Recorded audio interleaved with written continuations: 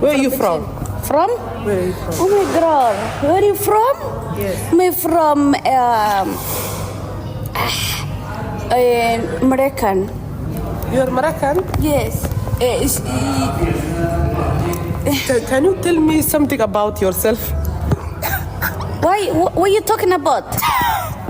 Tell me something about yourself. You selfie. Tell me some information about your life. Okay. My queen. What is your queen? Stop talking about that. Shut the fuck up. Allah magani. Amir, wait, I'm not going to say. Amir, fashion must come here and nani. Amir, fashion, kula. Amir, fashion. Amir, fashion, I can arke. Okay. Amir, fashion, mahala. أنا أريد Amir, fashion, ما كودا بس Amir. Interview ما كودا. promotion. Amir, fashion. Allah manoli. Ask me question. Okay.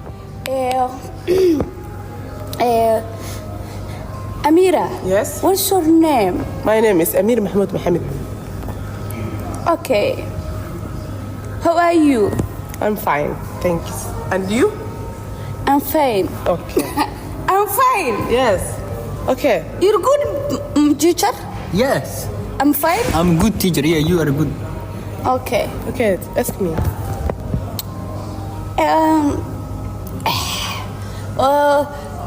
Where is favorite? My favorite color. My favorite color is black. It's black. Yes. Okay. Amira, your eyes? Yes.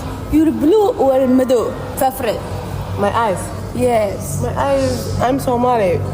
My eyes is also No, black. not black. My favorite color. Favorite color pinky, yellow, قهوة. You are African or Arab? Arab. No. Africa. Not Africa. Not good Africa. I hate you, Africa. Why? Africa, you are a problem. You are stress. You are everything. Because African is a nice country. Oh, Africa كما تقول كاني. We are Africa. I hated Are you Africa. American? Yes, I am American. You are Arab. America, you are Arab. Same.